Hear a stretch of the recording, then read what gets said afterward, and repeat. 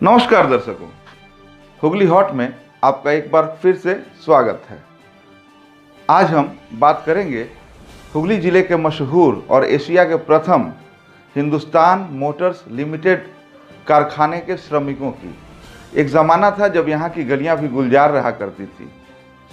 क्या नहीं था, हुगली जिले के लोग ख्वाहिश करते थे कि काश हमारी नौकरी हिंद मोटर कारखाने में लग जाती, लेकिन कारखाना बंद हुआ। कारखाने में सस्पेंशन ऑफ वर्क का नोटिस दिया गया। उसके बाद से कारखाना आज तक नहीं खुला। हिंद मोटर कॉलोनी में रह रहे निवासियों के दुर्दशा की कहानी सुनकर हुगली हॉट की टीम हिंद मोटर कॉलोनी में पहुंची। ग्राउंड जीरो पर हमने जाकर देखा कि वास्तव में वे पानी और बिजली को मुहाल हैं।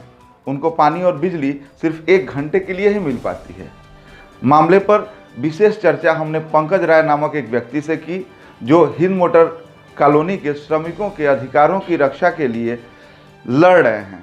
बार बार उन्होंने प्रशासनिक दफ्तरों और अदालतों का दरवाज़ा भी खटखटाया है। तो दोस्तों, आइए देख लेते हैं कि पंकज राय ने हिंद मोटर कॉलोनी की दुर्दशा पर क्या कहा। बरसों पहले हमने एक दोहा पढ़ा था कि इह अस्यो लटक्यो रहत अति कदम्ब के मूल, हुई हैं फिर बसंत ऋतु में इन डारन में फूल। जी हाँ, इसी आस पर कि कभी कारखाना कभी न कभी तो शुरू होगा, कभी न कभी बदहाली के दिन जाएंगे, कभी तो हमारे अच्छे दिन आएंगे। इसी आशा के साथ हिंद मोटर कारखाने में रहने वाले तकरीबन 400 परिवार इसी आस को लेकर रोज जी रहे हैं। वर्ष 2014 में कारखाना बंद हो गया। उसके बाद से यहाँ के लोग लगातार एक बहुत ही बदतर स्थिति में अपने जीवन को जी रहे हैं। आपको मैं बताना चाहता हूँ कि वर्ष 2014 में दिसंबर के महीने में 3 दिसंबर की तारीख थी वह, जब यहाँ के लोगों के बिजली का कनेक्शन काट दिया गया। उसके बाद से अब तक यहाँ के लोगों के भाग्य में न बिजली नसीब हुआ, न पानी नसीब हुआ। हिंद मोटर कॉलोनी में रहने वाले तकरीबन 400 परिवार अपने मौलिक अधिकारों को लेकर मोहताज हैं। कहीं एक झुग्गी झोपड़ी भी बना लेता है कोई अवैध रूप से, वहाँ पे सरकारें जो है बिजली और पानी की व्यवस्था करती हैं, उनके साफ़ सफाई की, शौचालय की व्यवस्था करती हैं।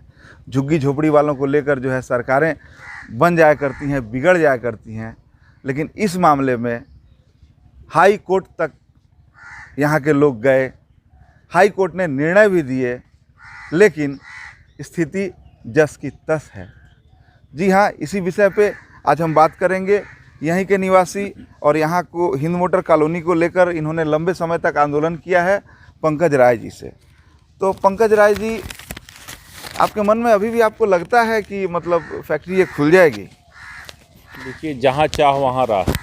फैक्ट्री खुले या ना खुले, लेकिन यहाँ के लोगों की जो सुविधाएं हैं, मूलभूत सुविधाएं, आदमी जब तक जिंदा है कम से कम उसे लाइट और पानी, ये जो 2 चीज़ें ऐसी हैं जो उनको मिलनी चाहिए।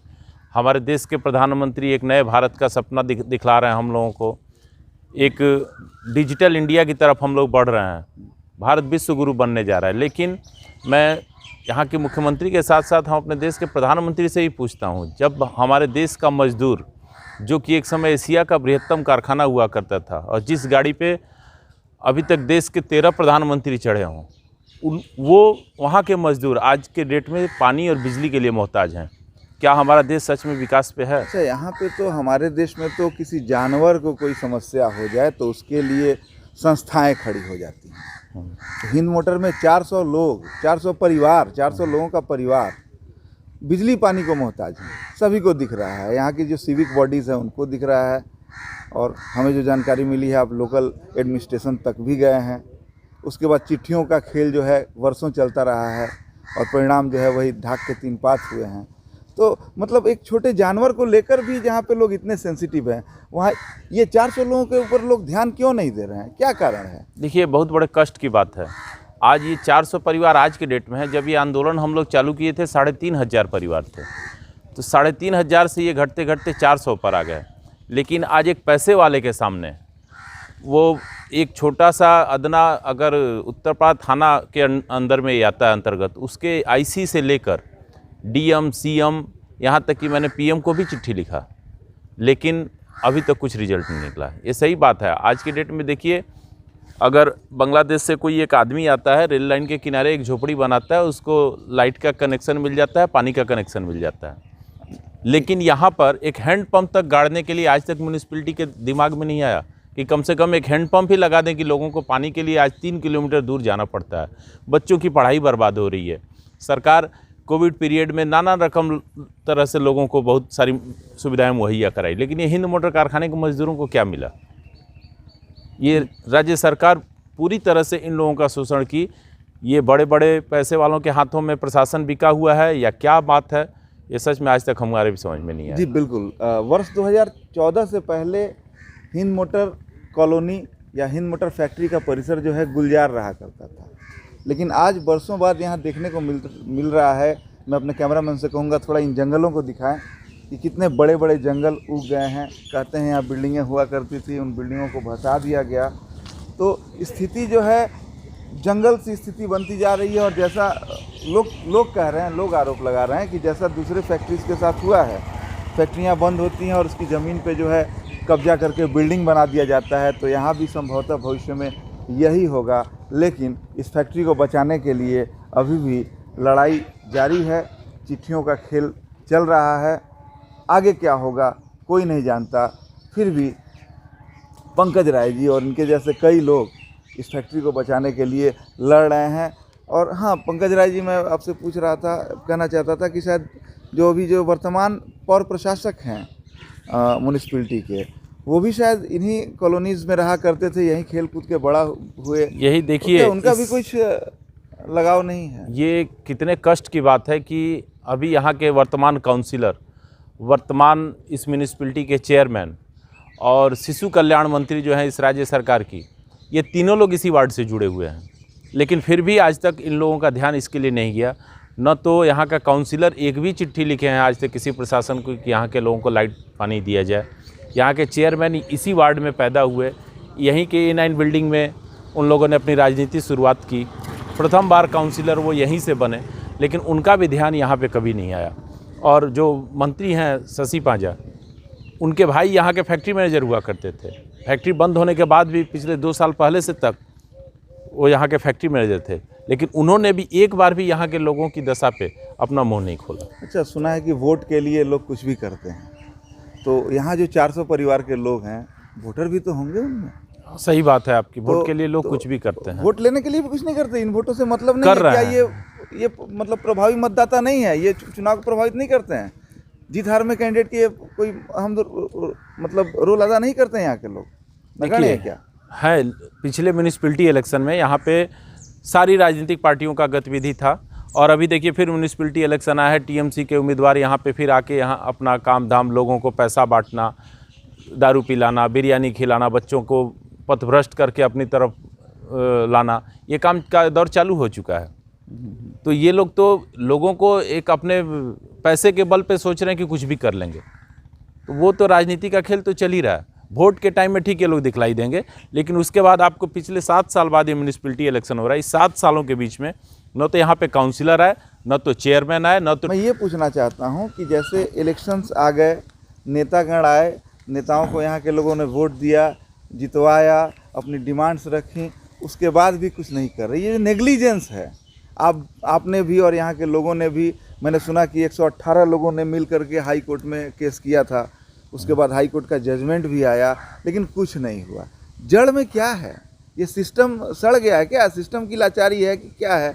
आपको क्या लगता है? चूँकि आप इस आंदोलन से जुड़े हुए हैं, इसलिए आपसे हम लोग पूछ रहे हैं। ये सही बात है। ये सिस्टम किसके हाथों बिका हुआ है, हम लोगों के खुद समझ में नहीं आ रहा है। एक तरफ हम लोगों ने, बहुत सारे अन्य दलों के लोगों का भी सहयोग हमको इस आंदोलन में मिला।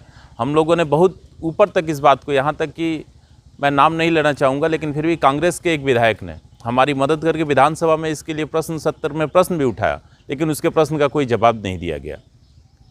तो ये समझ में नहीं आ रहा हम लोगों को खुद की आखिर बात क्या है। बिड़ला के पैसे में कितनी ताकत है? ये बिड़ले की ताकत है, या यहाँ का प्रशासन नहीं चाहता है, या ये केवल यहाँ पे हिंदी भाषाभाषी रह रहे हैं, उनके शोषण को उनको भगाने का ये उपाय है? हम लोगों के मन दिमाग में आज तक ये बात नहीं ढुक पाया। अच्छा पंकज जी, हमने सुना है कि 40 मिनट के लिए कोई डीजल पंप वगैरह चला करके पानी मतलब किसी भी तरह मैनेज किया जाता है, कुछ लोगों को मिलता है, कुछ लोगों को नहीं मिलता है। तो जिनको पानी नहीं मिल पाता है वो क्या करते हैं? देखिए, हम लोग जहाँ रहते हैं या आप भी जहाँ रहते होंगे, आप खुद सोच रहे होंगे कि 24 घंटा के बीच में केवल 40 मिनट का पानी और बिजली, ये भी सुना कि भी काफ़ी मतलब आंदोलन वगैरह करने के बाद रिसेंट बतला रहे हैं। हाँ बताइए आपको ये 40 मिनट का बिजली और पानी किस काम का, और वो भी रह के महीना में अगर 30 दिनों में कम से कम 10 दिन ये बंद करके रखते हैं। और अभी तो छठ पूजा के बाद लगातार 15 दिन तक ये लोग बंद करके रखे थे। उसके बाद यहाँ के लोगों ने, हम लोगों के का भी सहयोग रहा, एक आंदोलन किया। उसके बाद बहुत कठिनाई से जाके ये 40 मिनट का बिजली और पानी फिर चालू हुआ। वो भी 40 मिनट में आदमी कितना भी पानी स्टोर करके रख सकता है, या बिजली तो स्टोर करके नहीं रख सकता।